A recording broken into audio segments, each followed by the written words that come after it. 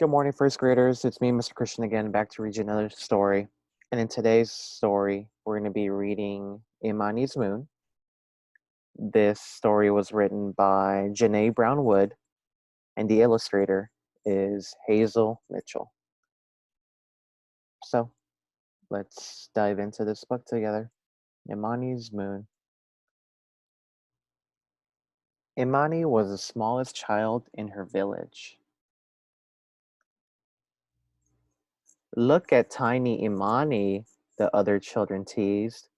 She's no higher than the lion cub's knee. Careful, they called to her. Don't let the meerkat stop on your head. Mini Imani, you'll never accomplish anything. Day in and day out, the children teased her, and Imani began to believe them. No, that's not nice of them. Every night, Imani's mama lifted her spirits with stories. This night, Mama told her of Olapa, the goddess of the moon, who fought a great battle against the god of the sun and triumphed. Do you think I could do something great like Olapa? Asked Imani. I do, answered Mama. Even something like touching the moon? Even that, said Mama. But it is you who must believe. Mama kissed her forehead. Isuku Moema. Good night, Imani. Good night, Mama. That night, Olapa and Imani battled side by side in Imani's dreams. Together, they protected the people of Earth from danger, flew through the sky, and guarded the moon. Imani stood tall and brave on the moon, with Olapa beside her. The next morning, Imani woke, inspired to do something great. Today, she told herself, I will touch the moon. I wonder how she's going to do that. What do you think, first graders? How is she going to touch the moon? Let's find out.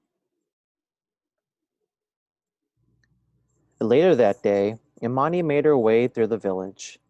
Look, it's Imani the ant, called one of the teasing children. Where are you off to? Teased another. Going to catch a ride on the beetle's back? I am going to touch the moon, answered Imani. The children laughed and followed her. She is determined. I like that. As the moon grew brighter in the late day sky, Imani began to climb the tallest tree. The bark scraped her small hands and legs. On a branch above, Nyoka the snake appeared. What's going on? He hissed. I am going to touch the moon, answered Imani. That's impossible, Nyoka jeered. It's much too high. Imani climbed on. As she got higher and higher, climbing became harder and harder. She stretched herself to reach the next branch, but lost her footing and fell to the ground with a thump. Maybe I won't touch the moon, she sighed.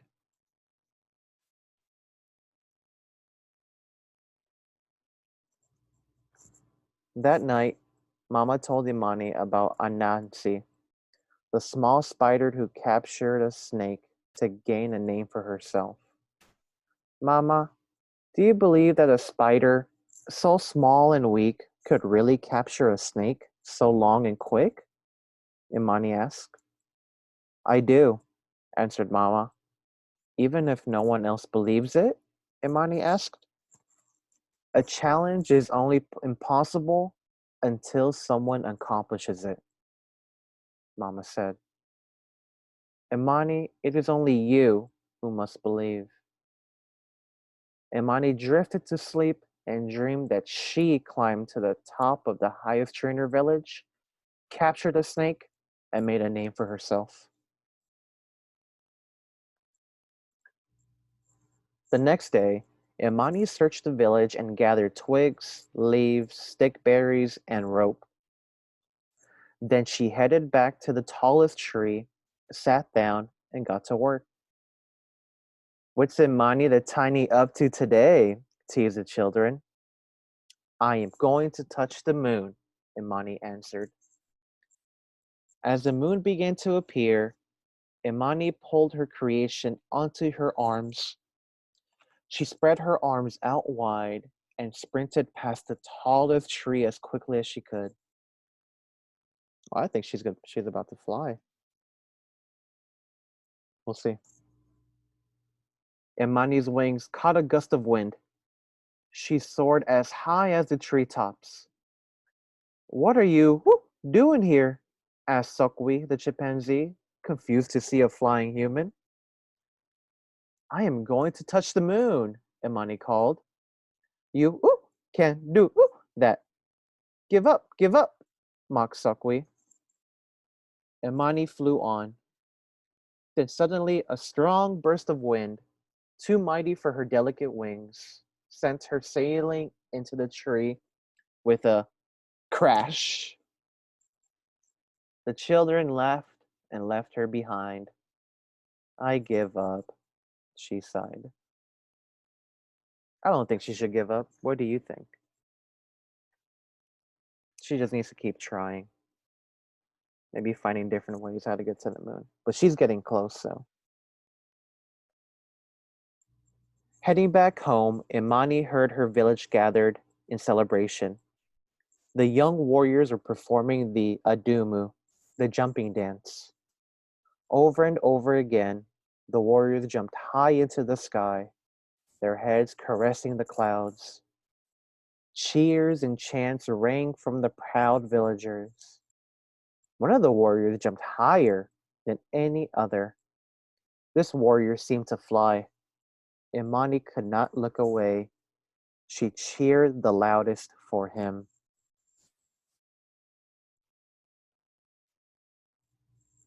After the celebration, Mom and Imani returned home. Too tired for the story, Imani went straight to sleep. Her dreams danced with visions of the Adumu. The cheers and chants from her tribe still echoed in her head. When morning broke, Imani went to the tallest tree. The teasing children followed. "She's going to climb again," they hollered. But instead, Imani jumped. One jump, two jumps, three. Each jump took her higher and higher and higher. Imani jumped all day. As the sky grew darker, Bundi the owl flew by. "What are you doing?" he asked. "I am going to touch the moon," Imani answered. "Don't fool yourself. You won't make it," hooted Bundy. But Imani jumped on. Her body grew tired. Her legs ached, her feet throbbed, and the children continued to taunt. But like a warrior, she jumped higher than each jump before. In her mind, she could hear only the cheers and chants of her proud village. She could see only herself as one of the warriors rising from the earth. She kept her eyes on the moon above and felt herself getting closer. With a final push of her legs, Imani jumped once more. All right, scholars, what do you think? Do you think on that final push of the jump, is she going to make it all the way to the moon? She already looks pretty high. You can share with someone next to you. What do you think is going to happen?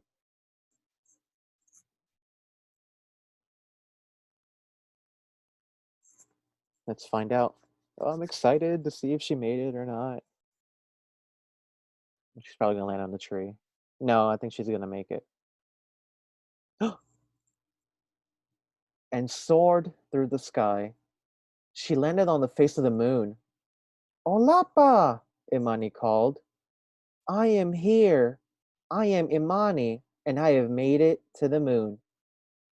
So you have, said the voice in the wind. Welcome. Imani clapped. She laughed. She sang. She rolled in the moon dust and danced with excitement. As she celebrated, she noticed something shiny. Oh, look, she's glowing. She picked up the thing that dazzled her eye and turned it over in her hands. It was a small, round moon rock, her own tiny moon. A gift for you, Imani the Great, said the voice. Thank you, goddess of the moon, Imani smiled. Feeling lighter than ever before, Imani jumped one last time and floated from the moon toward the waiting earth. Down from the sky came Imani, the small girl with the small moon in her hand. All was quiet. No one taunted or hissed or mocked or hooted. She looked so happy. I'm happy for her. That night, Imani called to her mama. Can I tell you a story tonight? She asked. Which one? Asked Mama. It is the tale of the girl who touched the moon. Mama listened as Imani told her story. Where did you hear such a tale? Asked Mama. Imani opened her hands and revealed the glowing moon rock, so small and beautiful. It is my story, Mama, said Imani. I am the girl who touched the moon and was welcomed by Olapa. I am the one who believed. Wow, that was the end of the story. Wow, that was a great story, first graders. I hope you enjoyed it as well. I'm gonna read this author's note too to see what the author Janae said about what influenced her to write this book. So the author says, on the plains of Tanzania and Kenya live the Maasai people, an African tribe known for their bright robes and their cultural jumping dance called the Adumu. During the Adumu, warriors from the tribe stand in a circle and try to outjump each other, leaping high with their strong legs while barely moving their arms. Sometimes the dance is done while the warriors chant or sing songs. This ritual reminds me of a beautiful and artistic ballet and compelled me to research the Maasai people through several documentaries, books, and photographs. I soon became inspired to write Imani's story. Africa became an ideal setting, and the Maasai the perfect tribe, to nurture a strong and persevering character like Imani. African people, such as the Maasai, have many cultural stories and mythologies that they pass on through spoken narratives. Imani's mother carries on this tradition by telling Imani of Olapa, the moon goddess of Maasai mythology, and of Anansi, the spider. Passing on stories to eager listeners is one reason why I became an author. Just as Imani enthusiastically passes her story on to Mama, I am thrilled to pass this one to you. Oh, that's very sweet of the author. I'm happy to hear that she got influenced by visiting the Maasai tribe. All right, first graders. Well, I hope you enjoyed this short story. I'll see you tomorrow with tomorrow's short story. All right, take care.